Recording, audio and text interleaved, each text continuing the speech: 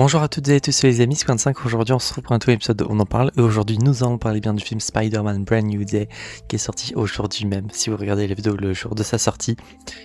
Et je viens de voir le film, je viens de rentrer chez moi et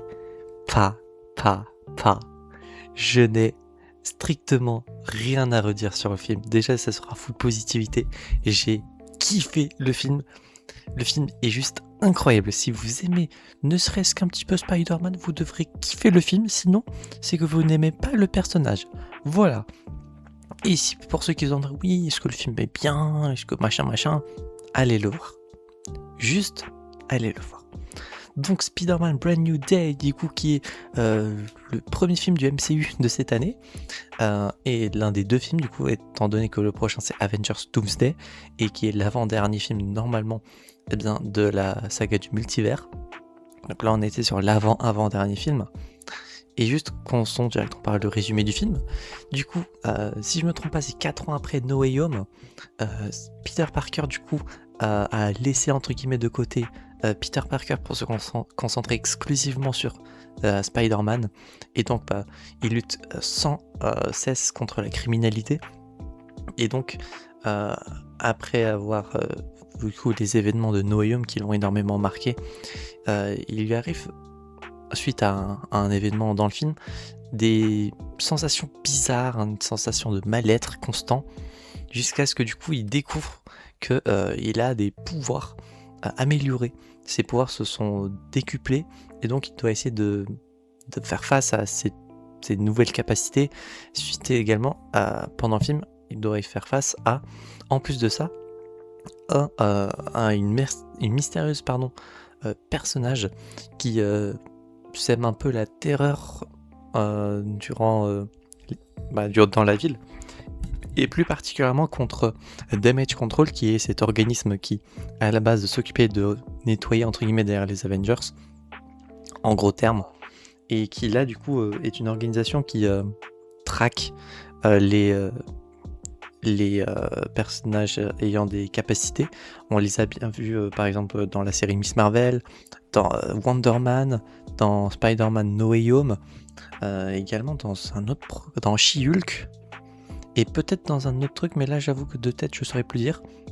Et du coup là ils font très copain avec Spider-Man, et donc ils doivent faire face tous à cette menace invisible qui guette les personnes et qui contrôle leur esprit. Juste voilà, globalement pour le résumé du film. Concernant les persos, Spider-Man, rien à redire. Le personnage est grotesque, c'est typico Spider-Man.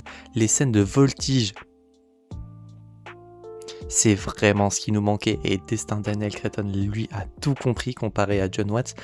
Les films de John Watts, du coup, la trilogie Home, elle est pas nulle. En soi, elle est très cool même. C'est juste que du coup, c'est la phase 1 entre guillemets d'un Spider-Man. Là, on va rentrer plus dans sa phase 2, dans cette deuxième trilogie, qui on espère sera juste grotesque. Si c'est tout le temps Destin Daniel Cretton qui s'occupe de la réalisation des films, mais je signe direct. Je vous jure, les scènes de voltige sont grotesques.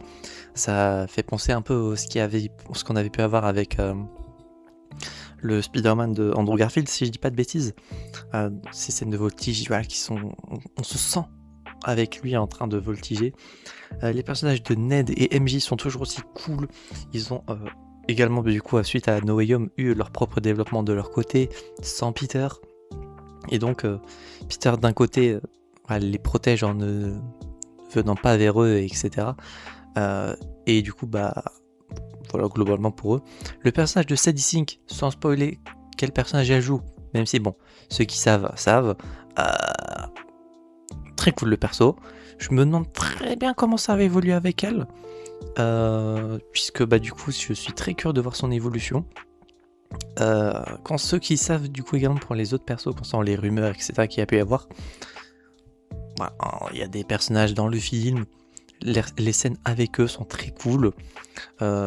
Surtout un personnage en particulier que du coup ça me fait trop plaisir de revoir, parce que du coup c'est, je pense, un de mes persos préférés depuis son introduction dans le MCU. Son évolution est très cool, et là le fait de revoir ce personnage, c'était trop bien.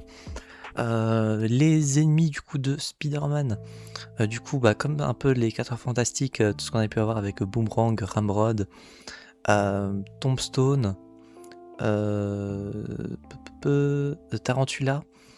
Ça a fini genre un peu comme les 4 Fantastiques, c'était juste pas des flashbacks, mais genre voilà, il a affronté tel personnage, puis tel perso, machin.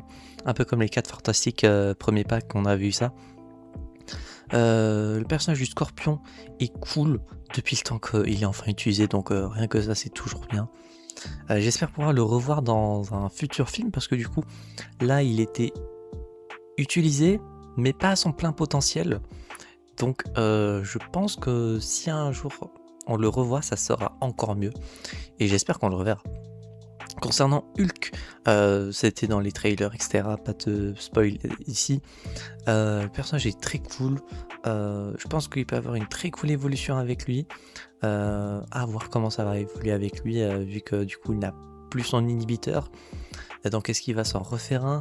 Est-ce que du coup avec Hulk, comment ça va se passer? Je suis très curieux de voir ça. Et globalement, les persos du coup de Damage Control, bon, et obvious, évident, on sait que ce sont des bâtards, donc fallait s'attendre à ce qu'ils trahissent Peter un moment, donc on le voit bien depuis leur introduction, Damage Control ne sont pas des bonnes personnes, et d'où le fait que ça a mal évolué pour eux, on va dire. Donc pour le coup, je suis très cool. Je suis très intéressé du coup de voir comment ça va évoluer pour leur côté. Et du coup de voir comment ça va évoluer concernant cet organisme.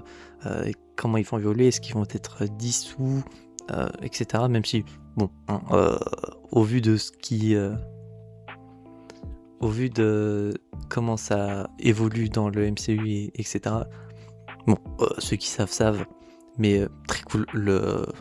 Pour le coup, concernant Damage Control, il y a une scène post-crédit à la toute fin des crédits, donc voilà, je m'attendais à peut-être 2, dommage, mais du coup celle qui est faite est très cool. Pour le coup, ça nous tease la suite, on peut dire, concernant Spider-Man principalement, et j'ai trop hâte, juste sans spoiler forcément ce qu'il y a, mais genre j'ai juste trop hâte que ça arrive. Je veux voir la suite tout de suite. L'impatience me guette. Concernant le reste, à vrai dire, les musiques sont très cool. Pareil. Punisher, c'est vrai qu'il y a le Punisher aussi. Personnage très cool. Il est pas aussi insultant que ce que l'on peut le voir dans les autres programmes où il apparaît dans sa propre série, dans Daredevil Born Again ou son special qu'il y a pu avoir. Il est pas aussi insultant ou quoi forcément, vu que c'est un film Spider-Man. S'il commence à y avoir des insultes à tout va, la limitation d'âge va passer à un niveau supérieur, donc ça serait un peu dommage. Mais hors ça, le fait qu'il soit moins insultant, etc., ça montre peut-être une évolution du perso, dans le sens où depuis son special, où il y a eu des événements supplémentaires de son côté, si vous voulez voir ce qui se passe, regardez le special ou l'épisode dans lequel j'en parle. Mais le personnage évolue un petit peu dans le meilleur sens, entre guillemets, dans le sens anti-héros. Et très curieux de voir comment ça va évoluer pour lui. Et on sent que les deux acteurs, du coup, Tom Holland et John Berthold, pour ceux qui ne savent pas, sont peut-être, je sais pas s'ils sont meilleurs potes ou quoi, mais ils sont très très proches en vrai. Et ça se voit que ils ont kiffé jouer ensemble dans un même film du MCU avec leur propre perso, Spider-Man d'un côté et le Punisher de l'autre. Donc c'était incroyable. Et j'ai kiffé le film. J'ai rien à redire. Les scènes de voltige sont grotesques. J'ai pas pleuré parce que du coup j'ai retenu les larmes, mais j'ai failli lâcher des larmes à plusieurs reprises. Facile 3-4 fois, je dirais. Il y a des moments qui sont très touchants, il y a des paroles qui sont dites qui sont très touchantes. Il y a des moments qui sont durs dans le film. La fin, je m'attendais à autre chose pour un personnage, et fort heureusement, on va dire, c'est arrivé autrement. Mais au vu de ce que disaient les rumeurs, etc., je m'attendais à une conclusion différente. Et ce n'est pas arrivé. Tant mieux pour moi, sinon je sens que j'aurais pas su retenir mes larmes, on va dire. Mais non, franchement, j'ai kiffé le film. j'espère que... On voit également que du coup Peter, suite à certains événements dans le film, essaye de faire certaines choses sans spoiler quoi. J'ai trop envie de spoiler, je peux pas. Et j'ai pas envie de faire un épisode dont on parle plus. Parce que les trucs que j'ai envie de spoiler, je sais pas si je fais un épisode dont on parle plus. Je verrai sûrement. Si oui, s'il y a un épisode dont on parle plus, il sortira demain. Et vous verrez. S'il n'y a pas d'épisode dont on parle plus qui sort jeudi, c'est qu'il n'y en avait pas. Mais ouais, j'ai kiffé le film. C'était incroyable. Je vous jure, allez le voir si je pense. Déjà, c'est le meilleur film Spider-Man avec Tom Holland. Homecoming et Far From Home était cool. Mais voilà, c'était cool, ça va. No Way Home était surtout cool parce que du coup c'était la réunion des 3 Spider-Man avec tous les méchants, etc. Donc à la limite ça, voilà. Mais là c'est un autre niveau. C'est genre un, entre guillemets, vrai film Spider-Man. Est-ce qu'il est mieux que les films de Tobey Maguire et de Andrew Garfield? Ça peut être débattu. Je pense que, en tout cas, il vient à la table des meilleurs films Spider-Man, il pose ses couilles sur la table et il se dit, voilà, là c'est un nouveau jour. En dehors même de la blague, un brand new day. Le film, je pense qu'il est grotesque. Et ça peut annoncer que du bien pour la suite de Peter Parker, que ce soit dans Spider-Man 5 ou 6, parce que du coup, une nouvelle trilogie avait été signée, donc j'ai juste trop hâte de voir la suite. Ne serait même qu'également dans les prochains films Avengers, du coup dans Doomsday ou peut-être dans Secret Wars, les évolutions du perso, voilà, est-ce qu'il y a certains trucs qui vont venir? Probablement, ça annonce que du bien, j'ai trop kiffé. Pour la note du film, sans grande surprise de Peter, je vous encense le film sans rien dire de négatif parce que je n'ai rien à redire. Est-ce que c'est parce que je suis dans la hype du film? Est-ce que parce que je fais l'épisode à chaud, du coup après avoir vu le film en rentrant chez moi? Ça reste, on en parle, c'est le but de l'émission après tout. J'ai genre trop kiffé le film et je n'ai rien à redire de négatif. Les musiques sont cool, les persos sont cool, l'évolution de l'univers est très cool, les introductions de nouveaux persos sont sympas, le développement de tout ça est cool, les nouveaux pouvoirs de Peter sont très cool, les références à certains trucs également au passé et en dehors même du MCU sont cool. Juste, je n'ai rien à redire. Et pour moi, je vais mettre un 10 sur 10 pour Spider-Man Brand New Day et juste un pur plaisir. Mais j'espère vraiment que genre dans Avengers Doomsday je serai autant hypé, parce que là je suis autant hypé et ça annonce que du bien. Ça fait je crois un petit moment que j'avais pas été autant hypé après un film du MCU. Forcément les films présents et tout je les ai bien aimés et tout, je les ai kiffés, mais genre là c'est encore au-dessus. Alors est-ce que c'est parce que c'est Spider-Man, est-ce que c'est parce que du coup le film je l'ai adoré, va savoir, mais là pour le coup j'ai genre adoré le film, c'était insane, incroyable, je vous jure, allez le voir, vous devriez sûrement kiffer. C'est même pas sûrement, c'est que vous allez kiffer dans tous les cas. Le film est incroyable.